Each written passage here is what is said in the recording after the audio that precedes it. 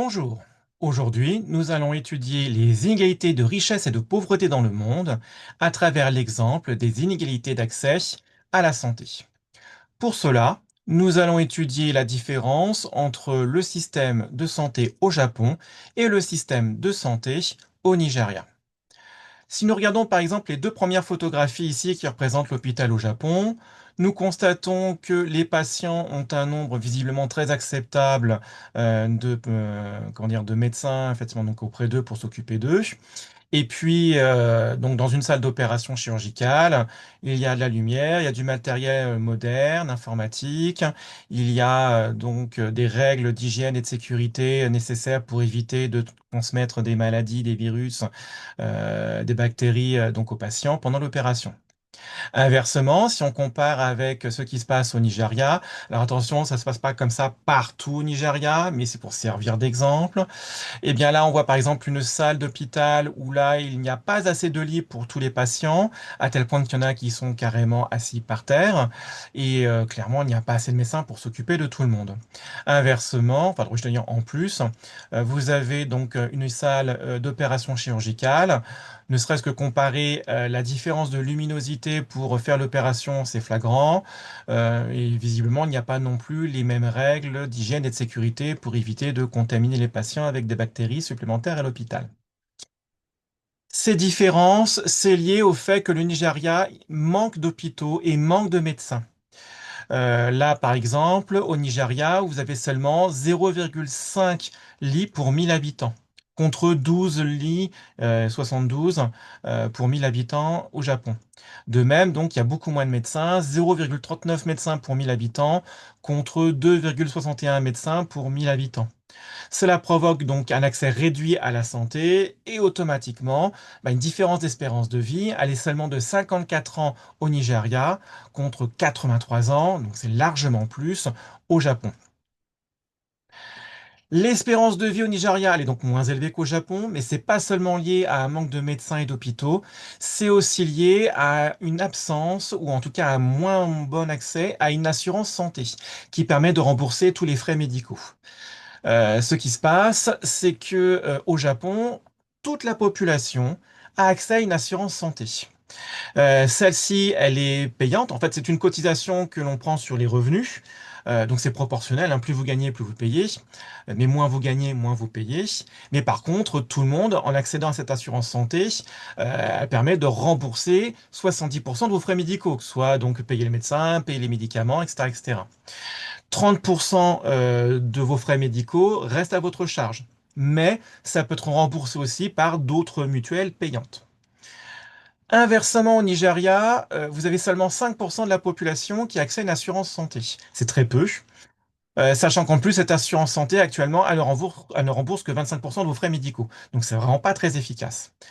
Automatiquement, ça veut dire que la population, elle doit se soigner un peu par elle-même. Or, elle est pauvre. La richesse par habitant en moyenne au Nigeria, c'est 1824 euros par an. Pour la majorité de la population, elle ne vit qu'avec 1,66 euros par jour.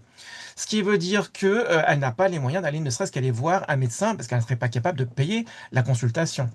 Résultat, 71% des Nigérians ont plutôt tendance, au lieu d'aller voir un médecin, à l'automédication. C'est-à-dire qu'ils vont essayer d'acheter par eux-mêmes des médicaments au marché, parfois défaut d'ailleurs, hein, plutôt qu'aller consulter un médecin parce qu'ils n'ont pas les moyens de se soigner comme il le faudrait.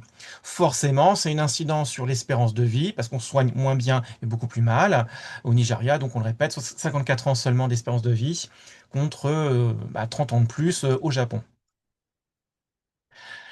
C'est donc justement, c'est ce que je disais, ces différents accès aux soins, elles expliquent des différentes espérances de vie. Donc justement, c'est pour ça que l'espérance de vie elle est à 83 ans pour le Japon, 54 ans pour le Nigeria.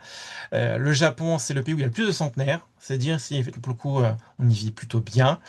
Alors que pour le Nigeria, là c'est même carrément le pays qui a le record du taux de mortalité maternelle, c'est-à-dire le nombre de femmes qui meurent pendant l'accouchement. Ça montre bien que le système de santé est en crise au Nigeria. Pour améliorer les conditions de vie des habitants au Nigeria et donc leur accès aux soins et à la santé, il faut absolument que le Nigeria, qui est un pays qui a des richesses, parce qu'il a du pétrole hein, en quantité, eh ben, il doit consacrer une bonne partie de son budget à son système de santé. Donc, il faut construire des hôpitaux en masse. Il faut former des médecins. Il faut absolument mettre en place une assurance santé universelle qui bénéficie à tous pour que riches ou pauvres puissent accéder à la santé. C'était d'ailleurs prévu à la base dans le plan national de développement de 2021-2025. Il prévoyait d'essayer de donner au moins 25% de la population accès à une assurance santé. Bon, ça n'a pas marché parce qu'il n'y a pas suffisamment d'investissement. Là, comme on le voit par exemple ici, hein, le Nigeria ne consacre que 5,7% de ses dépenses d'État dans la santé. Deux fois plus, 11% pour le Japon. Ça fait toute la différence. Ces inégalités de santé, donc, elles expliquent des niveaux de conditions de vie, de développement très différents à travers le monde, et en tout cas entre ces deux pays. C'est mesuré par un indicateur qu'on appelle l'IDH, ou indicateur de développement humain.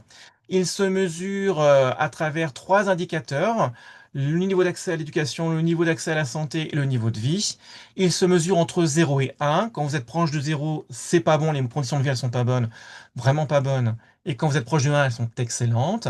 Ben justement, l'IDH au Japon est de 0,92.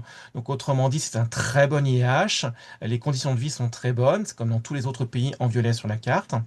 Inversement, au Nigeria, les conditions de vie, elles sont beaucoup moins bonnes, elles sont juste de très moyennes parce que l'IDH est de 0,54 seulement, parce que justement, la richesse par habitant, elle est faible. Euh, L'espérance de vie, elle est franchement moyenne, de même que le taux d'alphabétisation, donc les critères de l'IDH, justement. Pour voir si vous avez compris cette leçon sur les inégalités d'accès à la santé, on compare le Japon et le Niger. Le Japon a beaucoup de médecins, d'hôpitaux et un système de sécurité sociale qui permet à tout le monde d'être soigné et remboursé. Comme ça, même les plus pauvres peuvent se soigner. Alors qu'au Nigeria, eh bien là, il manque de médecins, il manque des hôpitaux et il n'y a pas l'assurance maladie qui permet à tout le monde de se faire rembourser ses soins médicaux. Ce qui fait que là, tout le monde n'a pas accès aux soins. La cause, c'est parce que le Japon, c'est un pays riche et développé, même très développé d'ailleurs, alors que le Nigeria, c'est un pays pauvre et en cours de développement. Les conséquences, c'est un inégal accès donc à l'assurance maladie, accès maximal au Japon, très faible au Nigeria, à tel point que 71% des gens préfèrent passer par l'automédication plutôt qu'aller voir un médecin, parce qu'ils n'ont pas les moyens de se soigner sinon. Et puis, donc, une différence d'espérance de vie très importante de plus de 30 ans entre les deux pays, hein. Seulement 54 ans au Nigeria contre 83 ans au Japon. Les solutions durables, c'est forcément dans ce cas-là de former des médecins, de construire des hôpitaux et de mettre en place un système de sécurité sociale qui permet à tout le monde d'accéder au système de santé. C'est le projet à faire véritablement pour le Nigeria actuellement.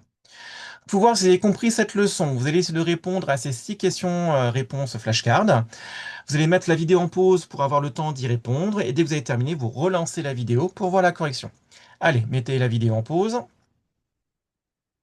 On pense que là maintenant vous avez répondu aux questions. Vous allez pouvoir maintenant voir la correction. Si jamais vous avez les bonnes réponses, bravo. Si ce n'est pas le cas, corrigez d'abord vos réponses avant de terminer la vidéo et je vous dis à la prochaine.